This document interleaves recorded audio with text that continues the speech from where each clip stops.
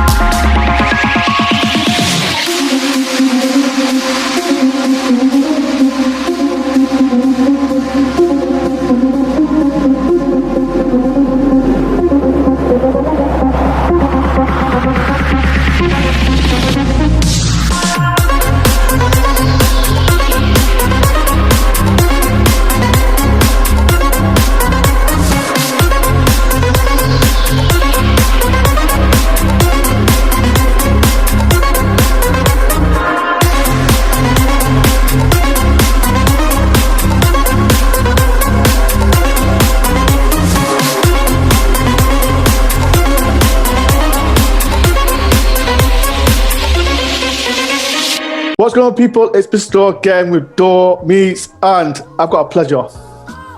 Forest are one of the best players that I've seen in a red shirt at Seat Ground. 202 appearances, 40 goals, and Lewis McGugan doesn't do tap-ins. And introduced to him, Lewis McGugan. How are you doing? Nah, not too bad yourself. I'm not too bad. Coming through this COVID, I've been doing interviews ex-Nottingham Forest, and I'm so gassed. I'm not gonna lie, I'm not gassed. Interview you, and like I said before we come on, I've had so many people were so excited me to interview you, and it's a pleasure to interview Lewis on my channel. Nah, not a problem. I think especially this present time, I think there's a lot of kind of negative, sad stuff what's happening in the world. So I think these things are becoming quite a norm. So I've no issue at all to come and have a chat. Yeah. So I'm going to start with your Forest career. What age did you start going to Forest? 9 years old I was when I joined. 9. Yeah. So I had one season under-8s playing for Pegasus, my local team, and then after that season, there was quite a lot from that league that went to Forest. So we played the likes of Woolwell Town and Carlton. So I think there was about 10 players from that league that went straight away to Forest. So I didn't join till probably 3 months after that. So there was quite a big attraction anyway with them players already going. So there was a talk of Forest were recruiting and trying to get players for that age group. So yeah, so I joined probably 2-3 months after the end of that first season. What players was there when you was in the academy? In terms of just in general? Yeah, in general, yeah. Yeah. So when I joined, obviously I was a lot younger, and you heard about the older players in the older age groups, but at that time I think it's quite, you're young and you're really just so excited to kind of be playing for Nottingham Forest. It's kind of tunnel vision in your age group, really. You don't really kind of see past there. So yeah, that's what it was really. So like I said, I've looked back on the questions, and when was the first time that you got that first call up to train with the first team? You were 17, weren't you? I actually, it's quite an interesting story, really. I all through the youth team, I always played an age up, so I never played my own age from even when I joined at 9. I always played older, so I kind of went through the academy as a normal academy player, and I was lucky enough to go through the years, and I think I played for the under-17s at 13, which was at that point, which was a really big thing, because when it first started, it's a lot changed now, but when I first started, I'm not sure if you remember, the academy was 17s and 19s. Yeah. It was, which for me, I think that was the best way. I think it should never have changed. I think it was brilliant because you had that chance of players who was kind of 14, 15, still in school, and then kind of mixing with the 17-year-olds who were full-time. So you kind of got that little brief introduction really to kind of see what full-time training was like and being a professional footballer daily. So I think that way of working was very beneficial towards me and a lot of people at that time. So like I said, I was involved in the under 17s group when I was 13, 14. So and then as I shifted kind of to like 15, it changed. That's when it changed to 16s and 18s. Yeah. So then I just played the 18s as a normal as kind of like a 15, 16-year-old, and it was a great experience. Fantastic times, and I look back with fond memories. And yeah, so it was that case, and so the story was quite strange. At that time, there was a kind of shift in the club. I was kind of playing for the youth team, playing for reserves, doing really well, and kind of my next kind of goal was to try and get around that first team. Who was the manager? Who was your reserve team manager? So it was Ian McParland. It was, and then John Pemberton was my 18th manager. So, and around that time, there was a bit of shift in the club. It's Gary Megson took charge. Don't Megson. It was a kind of shift from, I think, why so many people was always attracted to Nottingham Forest, especially the academy, was the name and the history and the results they produced, and that was one of the things what was very looked upon all through the country. So I think when Gary Megson took charge, I think kind of the academy wasn't his main priority. I don't think that bringing through kids at that time, I don't think he was looking at that avenue. I don't think that was for him. I think he was looking more along the experience. Yeah. At that time, I think, like I say, was in League One and things wasn't really going well. So as you get older, you kind of understand, obviously, some people, you haven't got kind of the time, really, especially at a club like Nottingham Forest, really, to kind of bring people through. Sometimes you've got to hit the ground running as a manager. So at that point, I kind of started to realise that maybe that opportunity or that kind of channel through to the first team was kind of not going to be there. And I thought that at that point in time, I thought in the next kind of six months, that was where I needed to go next to kind of push on. So at that point, I thought that my contract was come to an end, and I thought, well, at this point in time, I don't think I'm gonna get where I think I'm gonna get. So we had to make the decision. I think that we're gonna look elsewhere. At that time, I went to a few clubs: Fulham, Southampton, Chelsea. As a 16-year-old at that time, Chelsea was just coming into it. All the kind of getting all the players from all over the country. So I went to some clubs. Southampton was the closest to something's happening at that point in time. It was a really strong academy. Yeah, Goldrick, Leo Best. Yeah. So they had kind of a track record of that, and that was the closest where there was something to be done.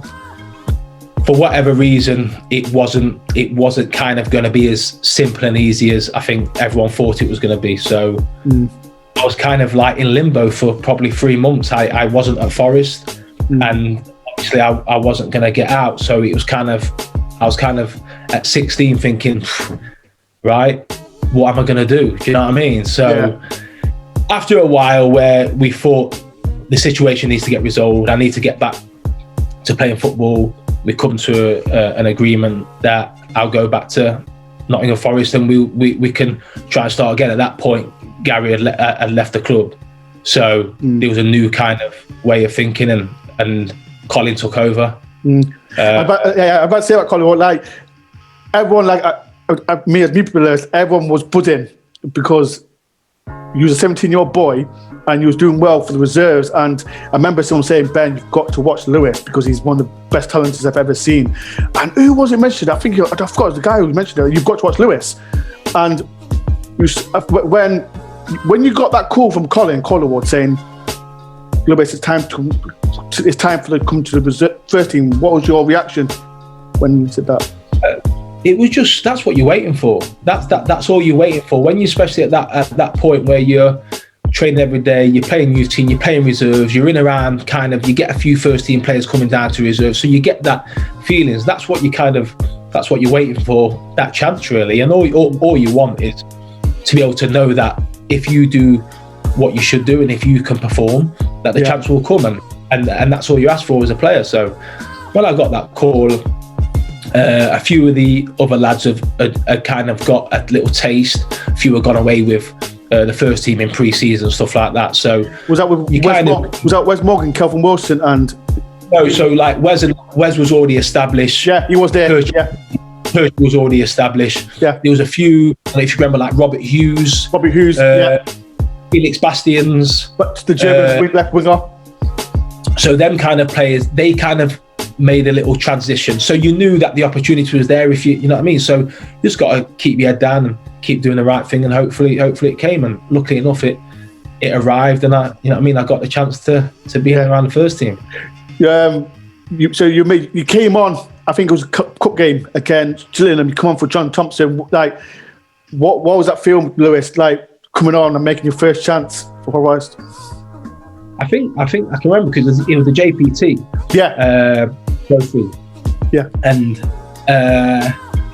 I think it was kind of one of them things. You don't really, at that age, you don't really know. You're still playing football. It sounds quite. You're still playing football. It's a different environment. Yeah. Of course but you're still very naive. It's an opportunity to play football. So you get on there, and you just try and do your best, and you don't quite understand the severity of what you've achieved or what you've done, because it's just part and parcel at that point.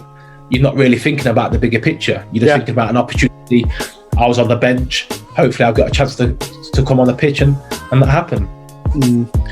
So in the league, you made your City Ground debut against, was it Yeovil?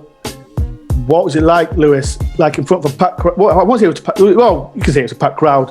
What was it like in front of your family as well, playing in front of the City Ground? Yeah, it's another funny story which a lot of people Let's talk to it. Let's go for it. That actual game, Yeovil, I got my tooth knocked out. Did you? My front tooth got knocked. It fell into my hands, and it was so, because that was my first opportunity to play there in front of all the fans, and it kind of got overshadowed. I'd knocked my tooth out. My tooth came out. Left it, and it just fell. I just left it to fall onto the pitch. I carried on playing. There was still like 8 minutes left. Yeah. I had blood all over my mouth. So it was just one of them things. Lucky enough, the physio spotted where it fell, kept his eyes on it. And straight after the game, I went straight from the City Ground straight to the hospital to get it wired back in. No. So that kind of initial thing was overshadowed by that. It's not one of the best introductions, but it's part and parcel, I suppose. Yeah. Right. Do you remember your first goal? I'll tell you. I'm not going to say. I've wrote it down before I tell you. What's your first goal? Good question. You can't remember your first. Oh, Lewis, come on. Everyone knows the first goal. It was the free kick. I know it was the free kick at the Trent end. Huddersfield. Yeah. 5-1. Yeah, it was a free kick at the Trent end. I knew. Like I said, it's so hard. The team sometimes. You kind of forget the team. Let's say you never forget the moment. Yeah. But sometimes to put the teams together. But I can remember it was the free kick at the Trent end, and it was one of them to announce yourself. I think you couldn't have asked for a better kind of introduction, really. So fast forward. I bet you get this question all the time, Lewis. That's the Yeovil game, the last game of the season. You needed to win to get promoted to the Championship and that free kick, Lewis. Tell me about that free kick. What a goal. Funny enough, I've watched it over the years. To be fair, I actually seen a clip of it the other week. I watch it all the time. When I look back at it, I can't believe how far the goalkeeper was standing over. Yeah. It's one of them things you kind of understand that point where you don't really realise that at the time it was gonna happen.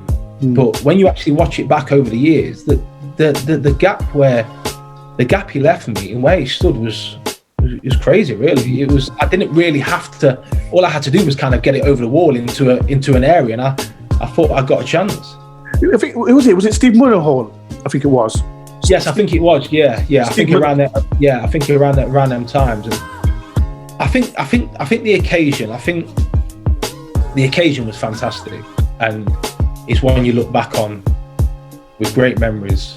And I think it's also one of them days. Sometimes some players go through the career, they never get promotion. Sometimes they go through the playoffs. Sometimes, but I think the kind of way it happened at that point, you didn't really realise. But to get on the last day at home in front of a full house, for the scores to swing back and forth how they did. Was the management shouting? Was management shouting at the touchline? No, I don't. I can remember that one of the Oval plays. It was around 10 minutes left. You can hear that obviously the reaction in the crowd. Of course, you kind of have an idea, but at that point in time, we can just take care of what we can and win. We was thinking that, listen, let's hope, but we've got to take care of our job. And as it went on, I think one of the Oval players, I remember 10 minutes left, he said to me, "You're going up. You're going up." And it still then didn't kind of like sink in. And I can remember still now, I was at the corner flag. I was over the kind of the far end, the Trent in the corner. Yeah, I remember that. And it was, like I say, it was a fantastic. It was a fantastic moment, and it was a fantastic. When you look at and the change room we had, I think that sometimes that can go unnoticed, but the change room we had was brilliant. You know, players, good players like Wes Morgan, Julian Bennett, Chris Cummins, Aaron Davis. I spoke to Aaron Davis as well, and he thought he was one of the best players that you've ever seen play with as well. But we was all close as well. Yeah, we was all at the same age. We was all close. We all like to do the kind of things that we all kind of like to do. So it was also, it means a lot more when you're such a nice tight-knit group as well. So no, as an experience, it was fantastic. Is that your best experience, like growing up? One of you? Yeah, I think it's got to be. I think to get promotion from any league, with your hometown local club, I think beats pretty much anything. I think you have different situations and different kind of individual things what sometimes can mean a lot. But that's probably up there. And I think with the chances of we not kind of failed a couple of years before and being a big club in that league, I think it was kind of time that we kind of had to get out and get back to the Championship. So you got promoted to the Championship, and was it the first 2 months? I think I seen it like you lost to Swansea 2-1, but you got injured for the first 2 months, didn't you? Yeah, it was I actually did it in the pre-season game. We played Burton. Yeah, and I just thought it was a dead leg. I just thought it was a bit of, and it was kind of, we kind of nursed it from pre-season up until the first game of the season, because it's like we had Reading on Sky. Yeah, it was back in the Championship. It was like I didn't want to miss it. I didn't want to miss it. So it's kind of from that point, we kind of just nursed me to that game. Get to that game, and I played that game, and I was probably 60% right, but adrenaline. Yeah, you want to play. You want to play. Yeah, you know what I mean. So it was so I played the Reading game. We normally had you have the first round of the cup, kind of in the midweek. Yeah. I didn't play. Like I say, I was struggling after the Reading game. I didn't play the midweek game because I was thinking then we played Swansea away, and I was shot. There was no way. I played the first 10 minutes. I knew like something's not right. I ended up playing kind of. I'm not sure how long I played, but I can still remember. I remember sitting in the change room, Swansea, especially their stadium. The change room was humongous. Yeah. I remember sitting in the middle on the bed. I just said to the physio at the time, I says, "I'm done. Something's not right. I can't move. Like I had no power. I couldn't move off my." And then we ended up getting checked out, and I tore my thigh muscle off its bone. Oh, okay. Wow. So it was a lot more serious than I thought, and than we thought, and it was kind of that point as well. It's any more further damage than what there was when they first seen it. Then if it completely ruptured, then it was kind of operations and kind of then years looking out because the severity of the problem. So yeah, it was a bad start to kind of getting back into the Championship for sure. So fast forward, I'm going to mention the East Midlands derby. The game that you got sent off, was that your first derby game? Was it your first derby game? I think it was, wasn't it? Sure it was. Yeah, I think it was. I think it was. It was. Tell me about right before we start, right? Tell me what was you doing when sent it off? Because I remember I went to that game as well, and everyone's like, "What's Lewis doing? What are you doing? Talk about it." It's like these, like there's another kind of like backstory to like, it's strange how things happen because I can remember I've never been that kind of player. Like I say, it's my. That's why everyone was confused. It's not me, and I can remember like I don't know if it was the Thursday or the Friday before the game. I can remember I remember the gaffer pulling me, and he's saying like he said to me, "I know it's local derby. You've been through all the youth team. You've played in these games." But I think he was a bit worried that the kind of atmosphere and the situation would get. And it was a bit kind of like, for me, I was like, it's never really been me. I'm not that kind of player. Like, It's just played against Derby. I know it at different levels and youth team, but I've played them pretty much all through my life. You know what I mean? It's just parcel. So I don't know if that kind of put a little seed into my head going into the game. I don't know. It was a bit like he wasn't sure. So anyway, we was getting to the game and we played. Like I say, we scored, and I still blame Tice. It was Tice's fault. It was the tackle. I think I went through Tice and then got. I think it was Paul Green. It wasn't like I said, I wasn't at all. I was thinking it was harsh to be a yellow. Yeah. I didn't really, and when I seen the red card, I know, that's why I literally, I've never felt I've never felt so low, especially in that atmosphere. It was just like, surely not. It was funny, like I said, because when like I was there, and I think all the fights were like, Lewis is not getting booked for this. Oh, it's a yellow. And then when everyone saw a red card, went, no. So when everyone looked back on it, I'm thinking, it was a red. Like a red card. I'm thinking, and like when we saw you was like the most creative person in that team. Like I said, we had people like Chris Cohen, and quite a few players as well. And what did Colin Collard say when you got sent off? He didn't speak to me.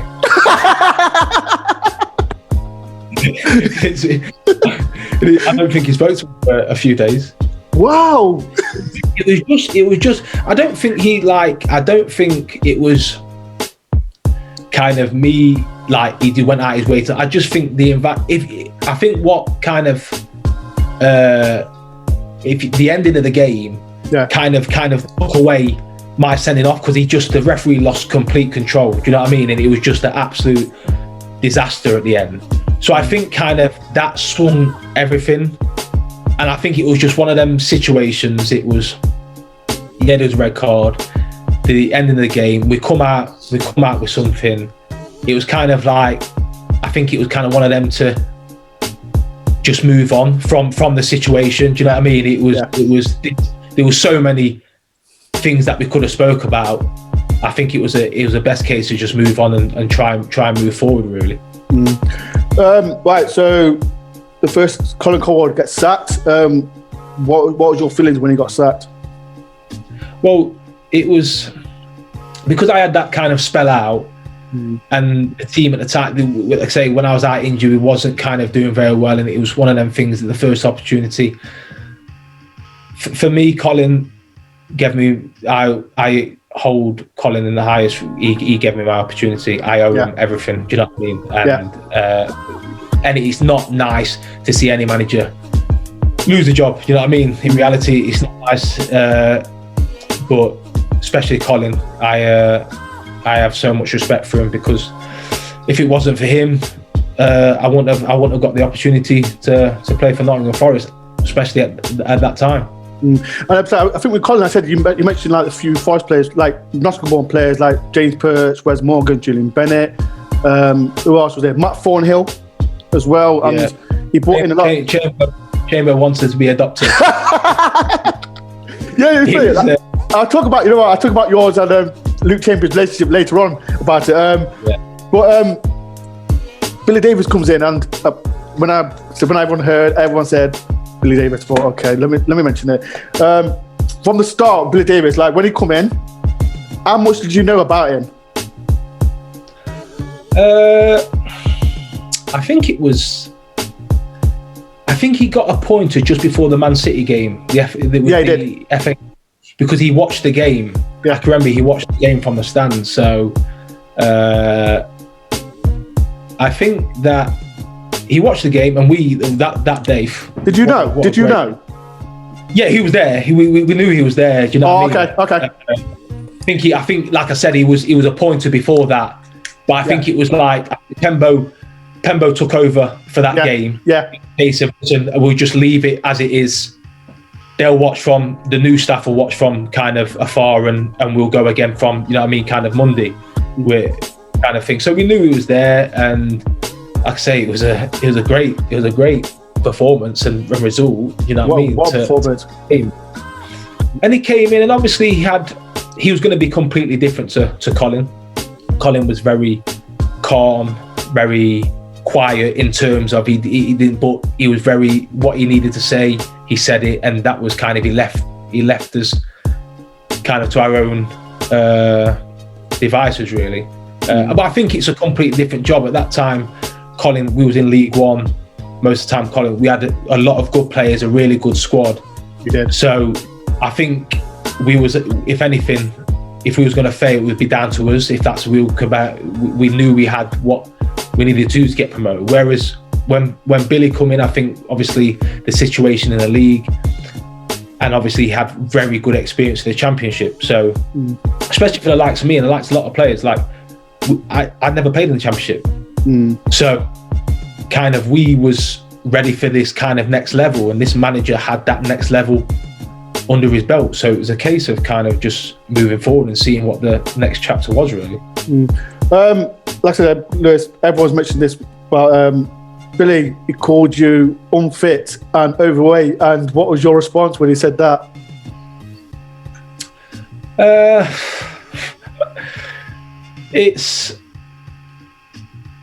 I think it's one of those things that at that time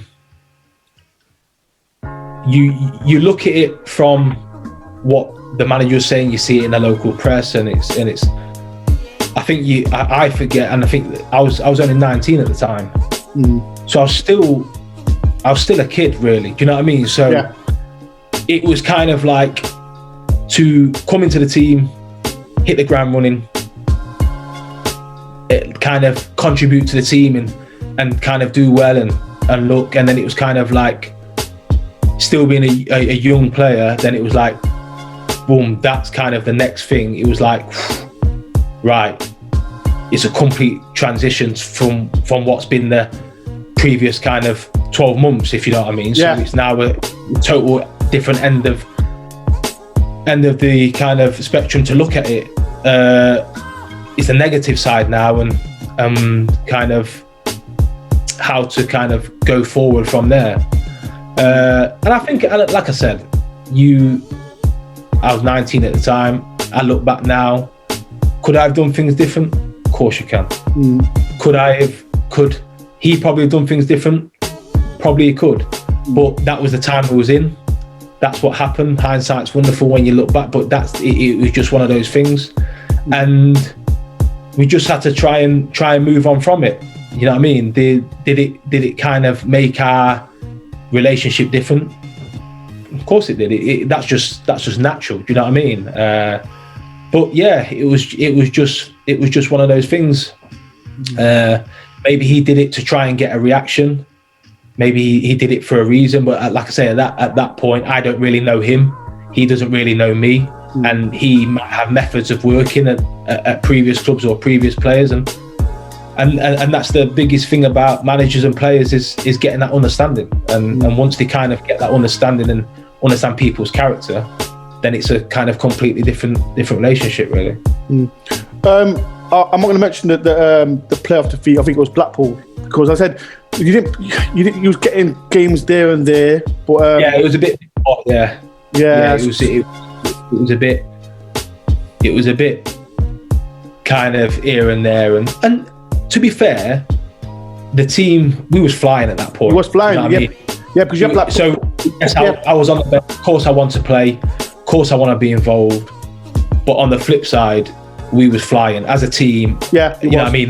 That kind of 11 didn't really change much, and it was a kind of, if you kind of look back, it was a kind of the same subs kind of came on, the same kind of, it was the same. We was in a really good spell, and especially from obviously before we had a momentum, and that in football is massive. So sometimes, so on the sidelines, of course I want to play, but also you have to be realistic and say the lads are flying. Do you know what I mean? So I probably at that time I didn't deserve to play. So fast forward 2010, 2011 season, Lewis, I know that must be your best season as a footballer, right? Yeah, like and like I said about relationships and things like that, we had the first season. Yeah, it could have gone better. Could have done things different. I think we got an understanding. I became more mature. Yeah, I understood. You can tell more. And that's just life. That's just what happens in any. You grow up, you see things completely differently. And I went that pre-season, had a really strong pre-season, and I felt really good, felt really strong, felt really confident, which was a massive plus, and ready to kickstart the season, really. So I think I remember, as you know, that I think that game against, I think it was Preston away. That's when Lewis, I'm here. I think the goal you scored, I think it was the second goal you scored. What a goal! And I think, yeah, and I think it was quite. I think there was an interview. I come across it. There was an interview, I think, after that, talking about the goals and talking about what was my best goal. And I can remember, and I said, in terms of obviously everyone looking at it, probably kind of the Ipswich stuff like that. But for me, the night at Preston, that was the turning point. So for me, them two goals, they meant the most, you know what I mean? Because that was kind of the point where things shifted. My role in the team shifted. So yeah, that was a strong point in the season, definitely. It's funny because, like, I know everyone. I'll talk about Ipswich goal in a minute, but I don't know if you remember. You know the big match you played against. I think it was after Preston, Swansea. You scored a penalty, and then the other one. Yeah. The technique you done, I thought that was one of your best goals you did, because the technique you just done, it was mad. The one where Gunter slotted it inside. Yeah. To be fair, it's one of, like, I look at it and think, like, for me as well, that's one of, you know what I mean, one of my better goals. Yeah. In terms of the situation, the tight area to get out there. But it's one of those things. You do understand goals from further out and stuff like that are obviously going to cause more reaction. But yeah, definitely, I agree. I do think that's one of my better goals, definitely. Right, so Lewis, I'm going to mention it. That goal against Ipswich. I don't think your question everyone mentioned. What in your mind? What was you thinking? Like, I know it was time to blow the whistle, but Lewis, talk to everyone. What that goal? Talk to us.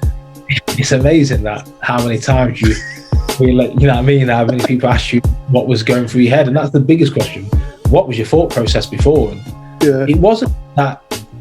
I don't know if people can record the game, but we was 1-0 up, but we was unbelievable. It was like one of them first halves where we was just constantly balls popping all over the place. We're making chance after chance, and it's one of them. You're going in 1-0. If you're going in 1-0, you're kind of thinking it could have been 2 or 3 at least. You know what I mean? So we was confident. It was up. The game was confident. The fans were up. The atmosphere was brilliant. And like I said, you know what I mean, we got the free kick, and it was that far out. And I said to Chrissy Cohen, I says, listen, I'm just going to hit it. And I always thought he turned around to me and said, listen, if you score it, I'm going home.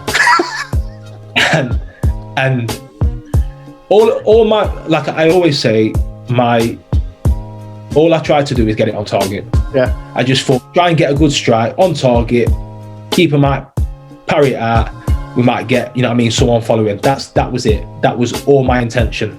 And like I say, I hit it, and I knew I hit it well. You know what I mean? I knew that I connected well, but and the rest is, you know what I mean? It's flies in the top corner, and it's it was mad. But that Ipswich goal, like I said, it wasn't just the Ipswich goal he scored, Lewis. Like, he scored bangers against Watford, Cardiff, the 2 against Preston, 2 against Swansea, the last Crystal Palace as well. Like, he scored so many good goals. Like I said in the intro, you don't do tap-ins. Like, what's your what's your mind like? It's just scoring bangers. Like, tell everyone. It's something that all through my career, I've always had that. I've always had that kind of ability. That was always kind of a strong point. Be able to strike the ball. Both feet, I've always worked. That was like a major thing growing up. I always, you know what I mean, try to do the exact same with my weaker foot, and kind of in my game. Hopefully people could have seen that kind of, I didn't really kind of worry too much which foot it kind of landed on. It was just a case of trying to get a good contact. But especially that season, at one point that season, I was thinking everything I was hitting. He's even won, if you call Coventry away. That's another banger. See, another banger. But it wasn't. It was horrendous. Oh, look, come on, Lewis. No, that was a banger. No, I disagree. That was a banger. In terms of the strike, it wasn't a very good strike. It was too far out. I shouldn't have really had a shot. Paul Konchesky was coming on the outside. Yeah. He always said, if that hadn't gone in, I was coming for you. And he was right to, you know what I mean? Like, I had but I was in that mind frame. I was in that kind of mentality at that point. I was just so confident. But yeah, it was just one of those seasons. Probably my best season in terms of, but it was my most enjoyable season as well. It was quite simple. Everything was simple, if that made sense. It was just it was calm around me. It was just kind of like, just go play. You know what I mean? It was just a very simple point kind of in my career where it just felt natural, really.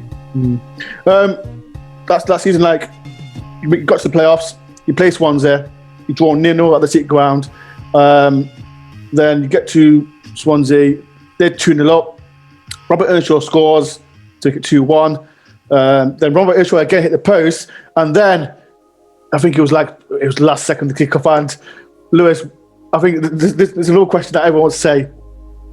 The corner comes in, something happens, and then you try and do a left foot shot.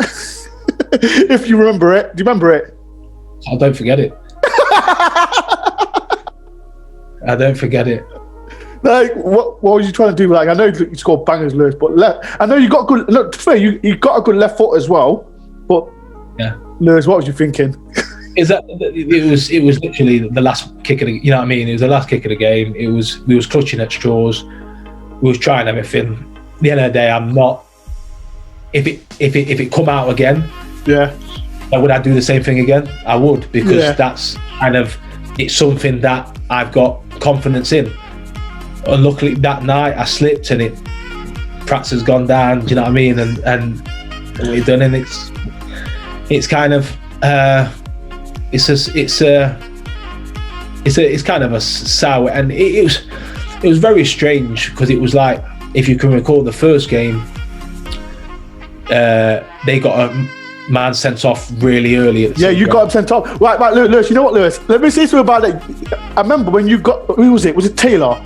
Taylor, yeah. And the first minute, did you mean, like, I saw you wink, the little smirk on your face? No, I heard this like after, at the point, and because when we went there, the warm, I needed the shield. I was getting absolute from, like, you know what I mean, just warming up. But honestly, like I say, that's not me. I've never, you know what I mean, it's not the kind of I would never wink, I'd never do something like that. And it was just strange, because I did hear it after, something like that. You know what I mean, look to see if he got sent off, but like I said, it's not me. I've never been that kind of person. It's not something that I would do.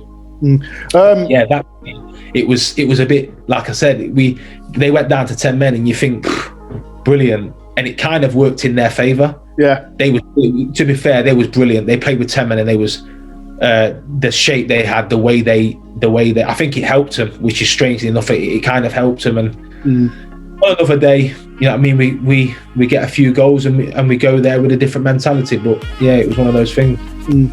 So you lose 3-1, and then you hear Bill Davis gets sacked. What was your feeling when you heard about it?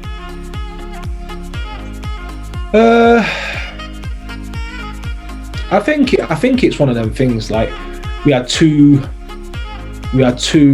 seasons, and I think sometimes, especially them 2 seasons, even now, like I said, I always look at Forest. I still watch every result. It's still a massive part of my life.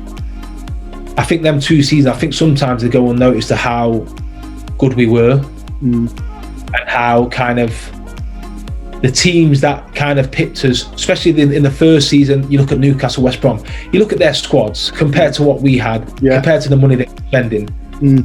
It was, you know what I mean, for us to keep up with them was just ridiculous. And I think we had 2 really good years. It didn't go, we didn't quite get over that last hurdle. And sometimes maybe circumstances, maybe differences, sometimes things just come to an end, or some things don't kind of sit right. And I'm not sure what the reason was, but you know what I mean, the people to be decided that it was time for a change. So you had so much managers before Davis come back. I'll start with McLaren. The game I'm going to point out was the Nottingham derby against Notts County. How was you feeling playing against them? I know it was always banter to each fan, but we've always played against them. It's always been a friendly. It's always kind of pre-season friendly, like one of the first. So it's been a good kind of environment and atmosphere, but it's always kind of been really early on in pre-season. So that was a completely different kind of environment, and even though it was a cup, it was still different. So. It was a interesting night. It was. But yeah, I think the season, there was a bit, we didn't start the season brilliantly, so I think that was also a chance to, I don't think we could have lost that game. I think it would have, you know what I mean, done a lot of damage. So yeah, we left it a bit later than we should have. Where's Morgan goal? Where's Morgan goal? It was, no, like I said, it was a great atmosphere, and you know what I mean. We got the win, which was the main thing. So it had to be, because my mate's not kind of fan. He kept banging on my ear about. I was next to him. He kept Ben, you losing. And then when No, like I said, they did really well. They did really well. To be fair to them, on the night, they performed really well. Do you know what I mean? So yeah, it was one of those things. So McLaren gets sacked. Steve Cottrell comes in. You didn't get much game time, did you? On the Cottrell, did you? I did. Mine and Steve's relationship was fantastic. Was it? Yeah, it's still, like you say, and it's sad news at the minute that you know what I mean. So you know what I mean. I hope you know what I mean that everything comes right and he's able to get better very soon. But yeah, he's a very, his character is very different in the sense of he's not like, but mine in his relationship was great, and it you know what I mean, it still is. It was like I say, even after he left, I left. I can remember when I was at Bristol City and I was at Sheffield Wednesday, they was playing someone up north, so they stopped off and used our training ground, and he shouted me across the length of the training pitch, you know what I mean, telling, you know what I mean. So I you know what I mean, even though maybe from the outside, and even in terms of game time, maybe at that time didn't look that thingy, but I can't speak highly enough of him. You know what I mean? It was a really, really good man. Really good man. So, funny enough, like I said, Cottrell got sacked, but Forest got took over by Fawaz, as you know. And then you signed O'Driscoll, who was assistant manager to Cottrell. Yeah. Right. Was you all the players like thinking, what is happening? Like, what was your thoughts about that? I think it was I think everyone involved in Nottingham Forest was thinking at that point, it just went a bit kind of up in the air. Do you know what I mean? I think all through, as I've known, Nottingham Forest has always been very efficient. Yeah. That's what it's been for, very efficient, very kind of structured. Everyone's got their place. Yeah. That's what I know Nottingham Forest as. That's what I was brought up. You know what I mean? So I think it totally left that. And I think you could see by what was happening. I think Sean coming in, obviously being assistant, I think it was that thing. He knew the lads. Yeah. He knew him. There was all a relationship. And Sean's a fantastic coach. Do you know what I mean? So in terms of maybe at that point in time, they just thought, with Cottrell probably being a bit more vocal than say Sean, it might have been a difference in voice and a difference in approach that they might have thought it to go down that route. So yeah, Sean took over and Sean was a brilliant coach, brilliant thinking. The way he thought about football, it was fantastic. As his Doncaster teams. Yeah. I know Doncaster teams. I used to hate playing against these Doncaster teams because they were just like arrows, just all over the place. You know what I mean? So he was trying to, obviously got the job to bring his ideas forward and his way of trying to coach the team really. So like that when I just go to over like Forest forward, it kept going up and down, and that Leeds game, as I've mentioned to players like Danny Collins, you win 4-2. I think you was on the bench, weren't you, that game? Yes. And when you won 4-2 and you heard the news that you've been sacked, and where was you, and what's the other players like? Actually, because it was Boxing Day.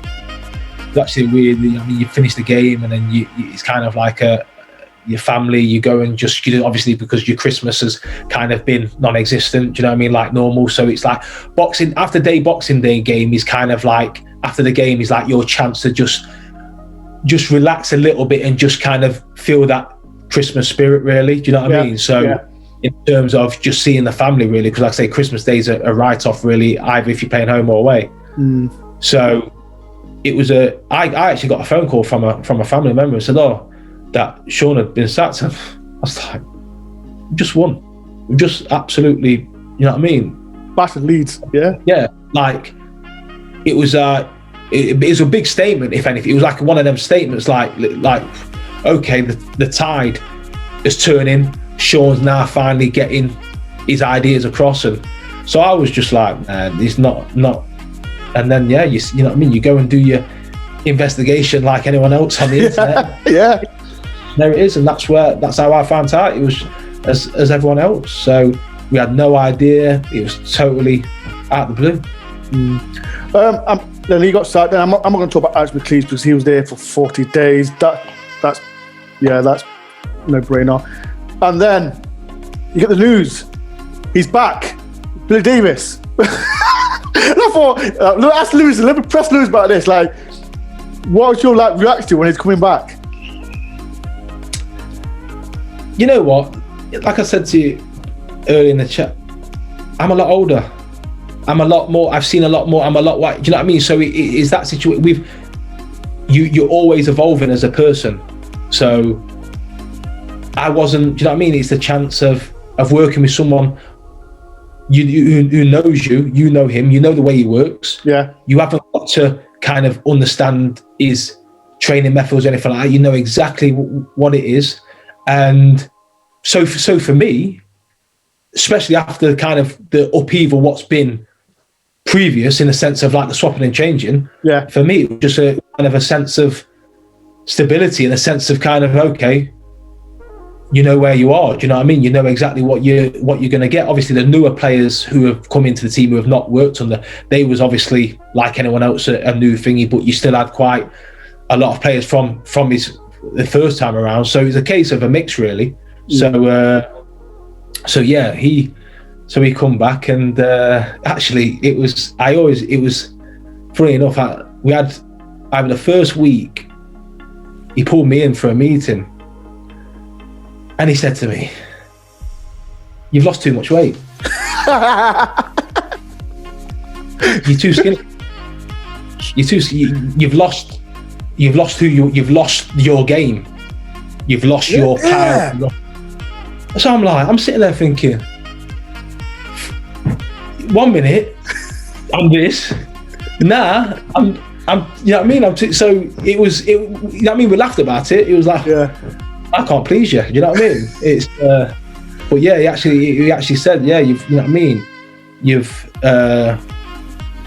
And that was kind of like, but I felt really good. Like I said, I got older. I started understanding my body. I started understanding things. I knew at that point as well, as it goes, you got things were changing. A lot more stuff, kind of a lot more people coming involved in terms of on the staff. There was a lot more fitness coaches, a lot more kind of people to help you. Whereas kind of like it was kind of just structured, literally. Yeah. Physio. Back then it was like physio, fitness coach, manager. That was it. Do you know what I mean? So whereas now, like in football, it's literally you've got everything. So everything's evolving as you're evolving as a person as well. So I felt really good. I felt really strong. So he come back and for me it was just like, well, let's just get going, really. Because like I said, when you came back and you had that good spell again. You scored 6 games in a straight against Ipswich, Wolves, Hull, Brighton, Burnley away, and Blackpool. Like, do you thought, like I said, the previous managers, like I said, it was going in and out of the team, and you thought, yeah, Billy Davies is back. Like, was it good to have that feeling back that he's scoring goals? Yeah, I think it was that thing. I think my kind of position changed in the team, which it does in the sense of when he first come in. Like I say, I was 19, 20. I was a young pup in kind of like in terms of the change room. I was very much kind of like looked upon to play, but I was still young in mentality. Whereas the second time around, I was kind of one of the senior players that he kind of looked at. Also, which helped that I knew exactly everything about him and his staff. So it was a case of like me kind of implementing that back to the rest of the squad who had not been around him, kind of what it is about, what he kind of does, what he expects, what kind of the day-to-day is. So for me, it's kind of when that come around, I think he's seen me in a kind of a different light, if that makes sense. He's seen a different part of the squad as the first time around. So yeah, it was you know what I mean? It was a good time. So last game of the season against Leicester, like I said, you're pushing for playoffs, and again, you was on the bench, and it wasn't not even that. I think you was on the bench. You didn't play against. I think it was Millwall or Middlesbrough. You didn't play, and I think you came on for the last 15 minutes. Like, was you a bit gutted that you didn't start against Leicester? I think it was one of those things that the times when I was scoring goals, I was coming off the bench. Yeah. I was scoring them goals. I think I went like 6-7 games in a row. I scored coming off the bench. Yeah. I think I got a big one at Hull away, which was like a big, you know what I mean? That was a big goal. It was like and I was kind of in this part of, we had kind of building a thing. We had a chance of obviously getting into these playoffs. And I think at that point in time, Billy's obviously come in. I think you don't want to change too much too soon. I think at that point, whether I liked it or not, I was coming on and affecting games. Yeah, he was.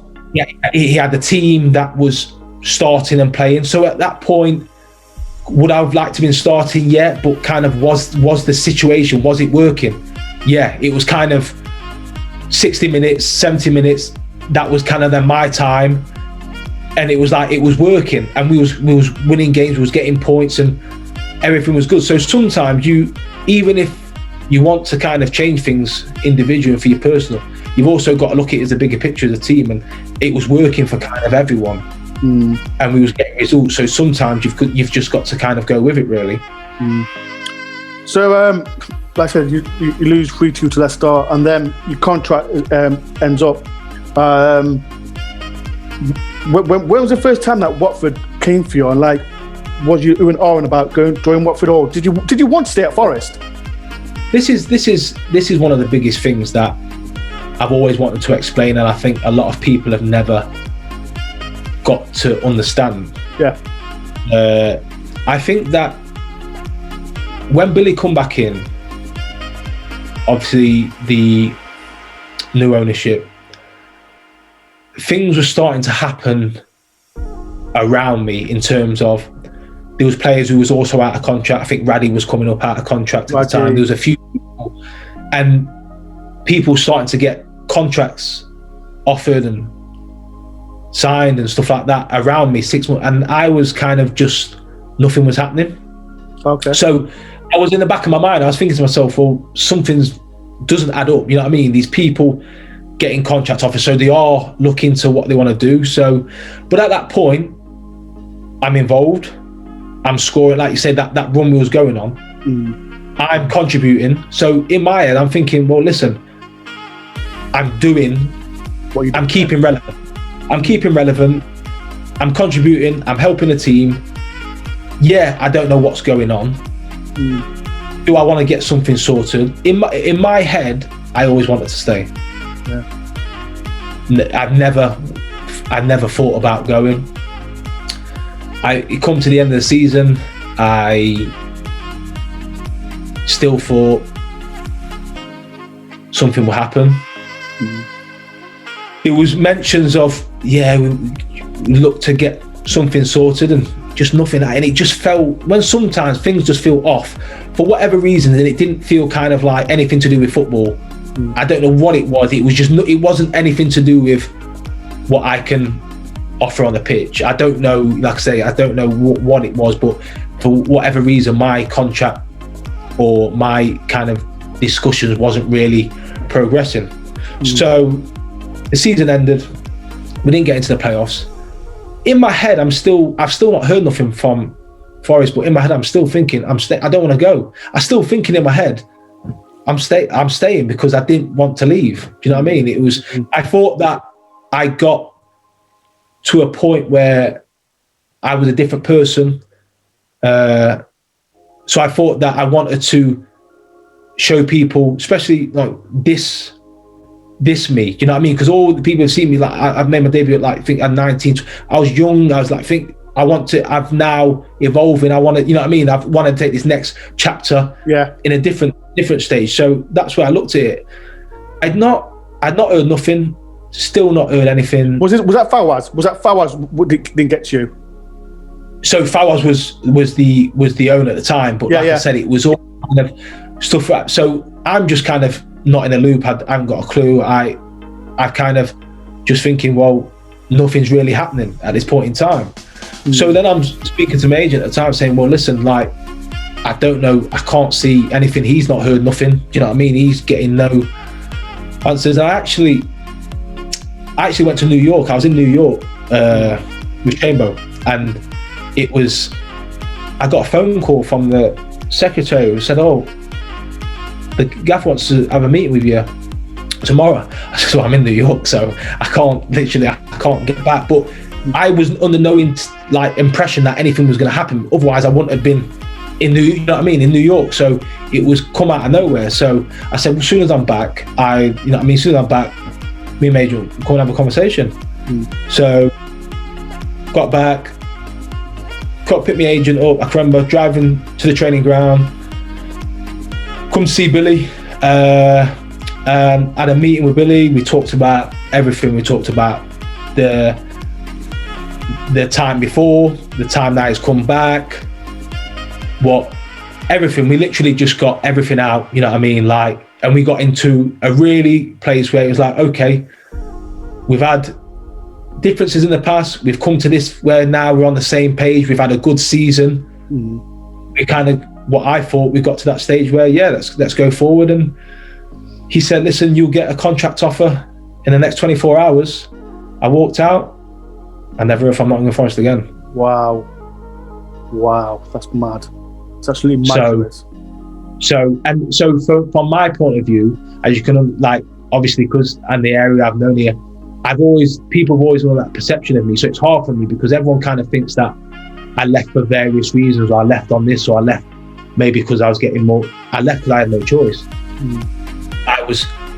I literally left it to the last possible point. Even when I was still waiting, I heard nothing. I was still in my head thinking, nah, something will happen. And that's what it come to the point where it got back to pre-season, and all my friends have gone back. They've gone back to their clubs. I'm sitting at home. I'm thinking, hold on a minute, pre-season starting. So that's when it kind of hit. You know what? Wow. Nothing's coming. But there was no nothing. There was no even. You know what? Not for us. We're going to go in a different direction. Yeah, of course I want to stay. There was no. So it's kind of like I had no proper goodbye. I had no proper way of, if you know what I mean. It was like, because in my head, I was always staying. So it was kind of like I didn't get that chance to kind of. So I've always got that big regret, because it's like I was there since I was 9 years old. You know what I mean? And to leave like that, or if it was a goodbye to, do you know what I mean?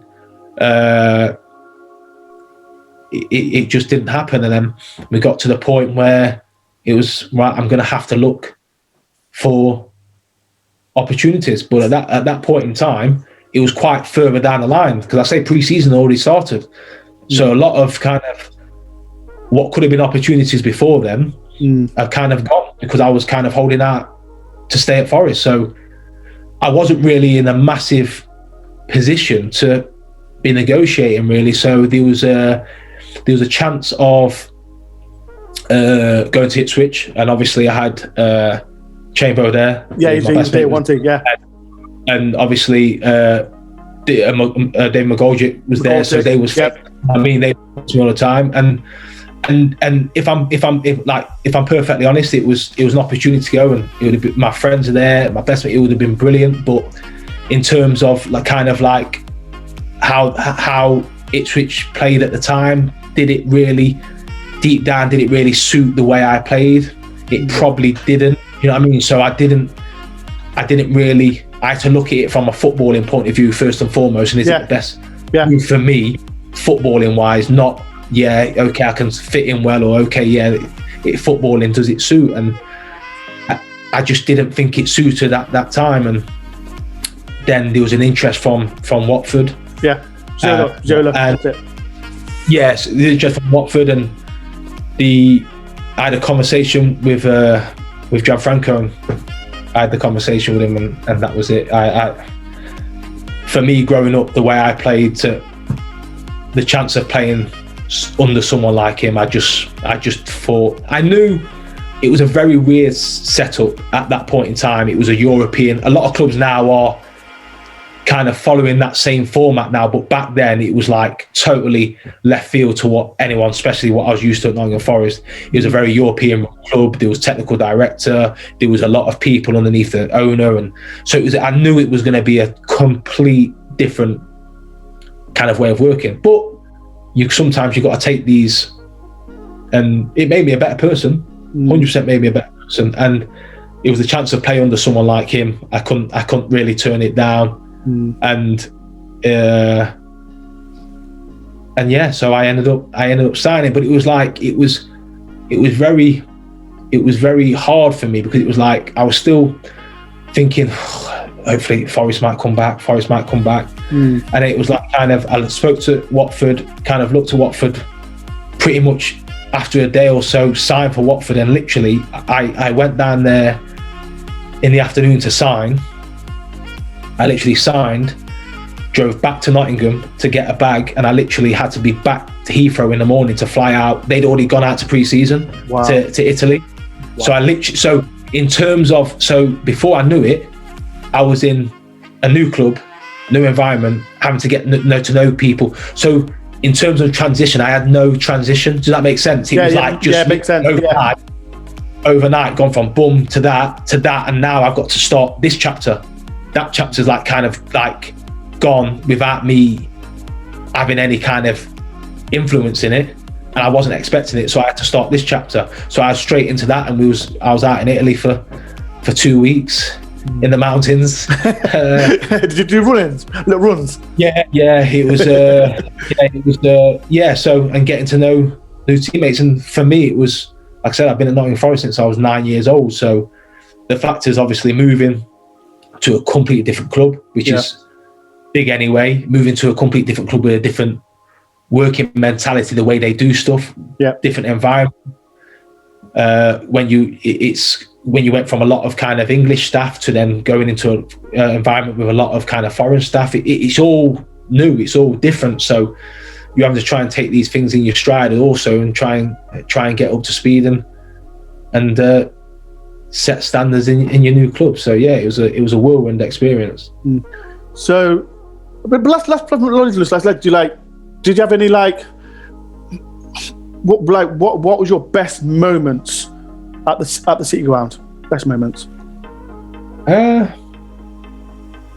Well, like I said, my debut obviously is something that I won't forget. The promotion day. To be fair, it's the City Ground. There's nothing like it in my opinion. Yeah. But that's all. Like I said, I was a youngster. I sat in the crowd. I ball boyed. I played. I did it all. You know what I mean? I did it all kind of there. So I went through all the stages at that same stadium. You know what I mean? So I got to see it from all different angles. And like I said, it was great, fantastic times. It was fantastic times, and memories that I'll never forget. Never forget, that's for sure. I'll say one question about Watford. Like, you saw the victory with Forest, and as everyone says, you scored against them.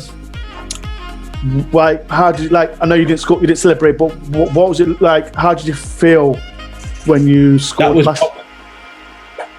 was probably that was probably one of my worst days in football. Was it? I didn't sleep the night before. Didn't you? I was up. I was literally just walking a room in the morning. It was just horrendous. I got to it was the only kind of, it was probably one of the games that I played and I didn't feel I was there. My body was there, but I didn't feel, it was such a weird experience. And I don't think mentally I was ready for it. Do you know what I mean? I don't think I was ready for it. And I can remember that I scored the free kick, and not long after, I think I come off like 60, 65, something like that. It was you did. And I can remember speaking to Gianfranco after, and he said that you just needed to come out. I needed to get you out there. I could see in your face that you was mentally exhausted, and I was. You know what I mean? Like I said, I'd not slept. Yeah. Because I still didn't feel. It was weird that, you know what I mean. It was just so weird that to play against them. So it just, like I said, I scored the free kick, and of course I was never going to celebrate. But yeah, it was quite an intense kind of period, really, that game. Right, questions time. I've got loads of questions for you, Lewis. This is from the fans. As you mentioned, you got along with Luke Chambers, and like I said, you got the Nottingham lads with McGoldrick, Wes Morgan, Julian Bennett, and what players did you really get along with? Talk about Luke Chambers. You had a fantastic relationship with Luke. He was my best. He moved from Northampton. Yeah. At the same time, so his first game, he signed, and his first game we had Carlisle away. Was that 2-0? I'm not sure, but I can remember. I think basically I travelled up. He signed. It was like the January round. I travelled up, and I wasn't playing. But then Nicky Southall left. Kind of through the night, or he left kind of through while we was up there. So I was kind of I wasn't playing, but then he kind of left on the trip. So it was kind of I went from that to starting.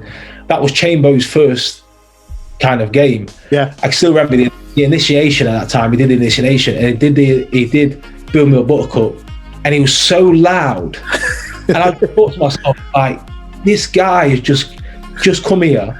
He's so loud, so out there. Whereas me, I'd be just crumble. You know what I mean? So it was kind of because I come into the team then and started that night, I was still on the fringes. Yeah. Obviously, I've known Perchy since I was 10 years. We've come through the youth team together. Yeah. But in terms of, I didn't really know anyone. I'd not attached myself to anyone, and vice versa. He was coming into the change room. He was obviously a bit older than me, but he was coming into a change room from Northampton in the same kind of predicament, really. Yeah. So we just kind of attached, and like I said, we was basically again from that point. You know what I mean? We moved in together. Lived together, you know what I mean? We shared an apartment together. And it was great. It was fantastic, great times. You know what I mean? Them early days, and the relationship was just brilliant. But like I said, at that point, that change room, and when you go off further in your career and you go to different change rooms, you then realise, and we're still so close. We all still close now, and we speak, and we all say the same thing, that you don't quite realise how good a change room is sometimes until you see and experience other change rooms, and that Chambo, Wes, Kelv, Jules, it was just Perchy. You know what I mean? It was such a good like Gareth McCleary, Gunts, Campy. You know what I mean? It was what a team! What a team! And that's the thing that you quite, and that's what, back to the point that especially them 2 seasons, if you look at it now, like I say, I've followed since I've left. I always follow Forest. For me, still that's still the benchmark, in the sense of, like I say, every year we was finishing in the playoffs, or we was always in and around there. And I think the team went under the radar, and the squad, for how good it was, and what we actually achieved, in the sense of not really a lot of money spent. There was no kind of big name signings, like that kind of, do you know what I mean? It was all kind of local or young, and to achieve kind of, we didn't get to where we all wanted to be, which is to get promoted to the Premier League, but I think we tried our best, and we was very, very close. Another question. I said this to every single Forest player I've interviewed, especially away days. Like I said, you was close to Chambers. Was there any pranks that you'd done on your away trips? There must be one. Yeah, actually not too. It's a good one. When we played Man City away for the FA Cup. Yeah. So we got down there. For some reason, we got down there early, really early. Normally, we get to, you know what I mean, you get to hotels kind of like early afternoon, probably mid-afternoon, like kind of 3-4, you know. So you have a bit, but we got there. I think we left it. We got there kind of like 1 o'clock. So it was kind of like, well, listen, dinner's not till later on. Yeah. Got a bit of free time, so we everyone did their own thing, and I think that some of the lads went into the local village where we were staying and had a coffee and stuff like that. And then, like I say, it was just one of their things. Went to dinner. Obviously, me and Chambo share rooms. Obviously, we was roomies. So we've come to after all the thing. We've come to go to bed, and we're kind of getting into bed, and Chambo's saying, "Can you smell that?" There's just a stench in the room, and we don't know what it was. And for ages, he was getting up, opening windows, saying, "Now we're gonna have to change rooms. This is just, you know what I mean?" Then all of a sudden, we're lying there, and he's flicked the light on, and he's pulled back the pillar, and underneath the pillar was a fish. No. With marwams stuck in his mouth, and one of the lads, I think it was Joe Garner, they've gone into the village, and on the way back they brought a fish. They've got the master key from a cleaner. No. Gone into our fish underneath Chamber's pillar. It's fantastic. Did you and Tim ever get Garner back? We tried to in a thing, but to be fair, sometimes you just got told your hands up. It was brilliant. Like I said, I'm glad it went my but yeah, it was a fantastic prank. Like, because for literally a good hour, we were searching the whole room. Yeah. We just couldn't understand where the smell come from. But nah, that was always one that springs to mind. Yeah. Another question, and this is mostly for the Long Eaton lads. When you won the league, went up in Championship in League One. Was it what was it? It's the Credos. Credos put in Long Eaton. Yeah, everyone talks about it. Like, but did you go there to celebrate when we went off? No, because because the actual stress of the game, we had a bit. You know, remember Fire and Ice? Yeah, Fire and Ice kind of Spifford on the avenue. So they had they booked off a little area for us. And we stayed in Nottingham, so that everything was all kind of put on for us straight after the game. So yeah, so no, I wasn't there. Everyone keeps saying to me, "Oh, you always see Lewis Mcgugan there." So that's what I thought I'd get out there. No, I wasn't. Yeah. Next question: best player that you played with and against. So who's the best player you played with? Sometimes I get asked this. Like, it's such a tough question, because it's like to single, because everyone's got their own. Do you know what I mean? You look at different players for different things, and it like, for instance, in terms of like a defender, in terms of like Chambo, his mentality, the way he went about his work, and the way you know what I mean, and probably he wasn't. The way he did stuff, and you look at Wes as a defender, one-on-one. Yeah, there was not much, and and you know, everything what he's done. Like I said, I'm still close in that. I'm so happy for him, because he never got the recognition that he was doing. But you know what I mean. People didn't really take note, and he went to Leicester, and he had to kind of get to that position. And all of a sudden, everyone kind of like stood up and go, "Oh, he's a good defender," but he'd been doing that for years consistently. And then you look at Reedy's left foot is just what left foot. He's just crazy. What a player! He's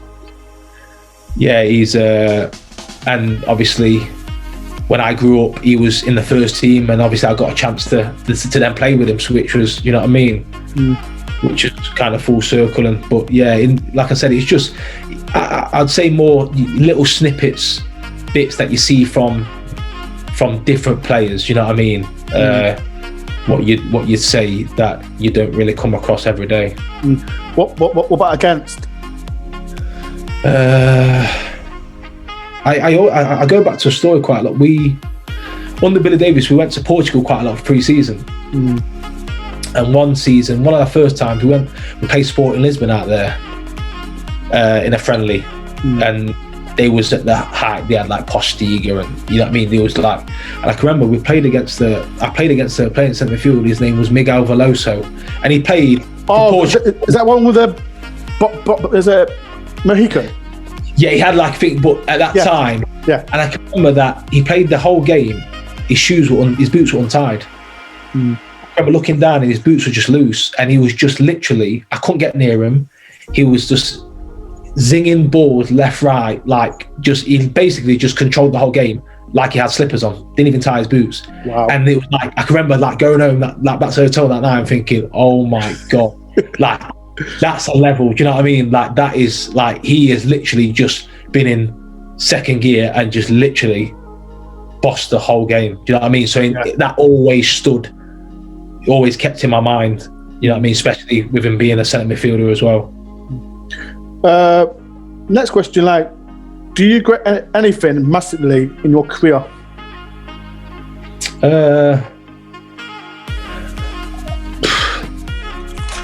Like I said, there's always, in terms of regrets, there's always things that in life that you can act differently, but that's just reality in life, innit? You can't have regrets in a sense. That was the time, that's what happened, whether it was good or bad. It's just one of the things you've got to try and move on from it and try and learn from it. So in terms of, I do regret how leaving Forest happened, or that bit's, or it's still with me now. That is a big thing for me, because like I said, I've always been in the air. I still am in the air. Do you know what I mean? So I'm around Nottingham Forest fans a lot, and I think sometimes that I've done things that, maybe I could have done better, but I also things that have been misleading and kind of painting me in a picture that is totally false. So I think sometimes there's a perception of me which is wrong, but it's very hard to kind of ever, and it's gone on for so many years. So it's in a way, it feels like I feel like I've never kind of, I know a lot of fans are kind of respected, understand the things that I did, and you know what I mean, and times that they thought I could have done better. But I think there's a few that have got a perception of me that I don't think's fair, and I think that if they kind of knew a few things back then, I think it would have been a different kind of outcome. Do you know what I mean? And that is a big regret of not having an understanding really of kind of exactly what happened. Because when everything's out in the air and kind of there's an understanding, anyone's entitled to an opinion, and you go through it, but you've got both sides, you know exactly what's happened, and that's just fair game. Do you know what I mean? But when there's not really all the information there, it's kind of hard on kind of my side to think that they think a certain way, when if they kind of knew certain things, they probably wouldn't. So yeah, that's a regret. Do you miss playing football, Lewis? Yeah, I think of course, like I said, I miss playing football all the time. Do you know what I mean? It's like the kind of industry and the kind of system it is now, it's totally not what it was. Do you know what I mean? It's very, if you could kind of separate the football itself from it, do you know what I mean?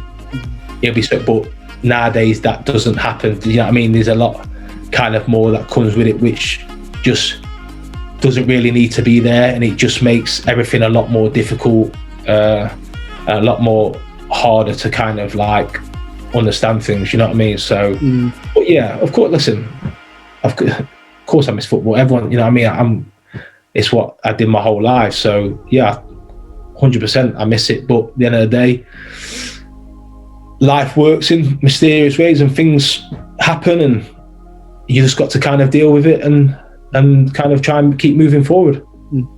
Last but not least, Lewis, like as a footballer, like what player did you like look up to?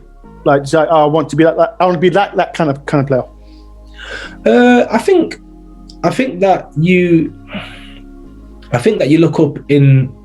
look to all different players. Like my position, if you look at Ronaldinho, I was obsessed with Ronaldinho. Who isn't? And I used to watch him like constantly. That when he was in this pomp at Barcelona, it was just like. Then Sunday nights or when they used to play, I just used to be like, he'd always do something. Do you know what I mean? And it's like, and in terms of like looking up, and it's, I always say, he probably, well, he might know now. Like I always say about in terms of people, like Marlon Harewood. I always say like me and Marlon are very close now. Yeah. But the effect he had on me when he was in the third, like. That's the thing I'd never forget. So in terms of looking up, I always kind of had that in my, how he was with me. I never forgot that. And it's kind of made me kind of think towards the youngsters when I was, because he was in the first team, Marlon Harewood, the main guy, but he would treat me and talk to me down the corridor like I was his best. You know what I mean? He had so much time for me. And you don't forget things like that. Do you know what I mean? And sometimes he probably doesn't know even now the impact you have on people, because it just happens. Some first team, they just wouldn't even bat an eyelid. You know what I mean? Yeah. I think time costs nothing. Do you know what I mean? And when I was around the reserves and in the first team corridors, he used to give me boots, brand new boots and stuff like that. And he didn't need to. He didn't need to. Didn't need to do all that, but he just had that. When he spoke to me, he was speaking to me as just me as a person. Do you know what I mean? Not down to me as a youngster.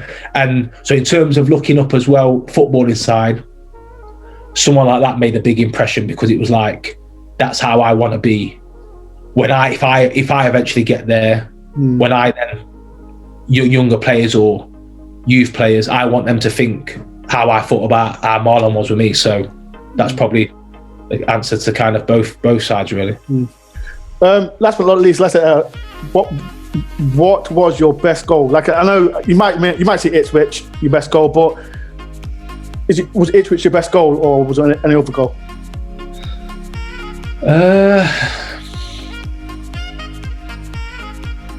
Yeah, I think that in terms of the Ipswich goal, I think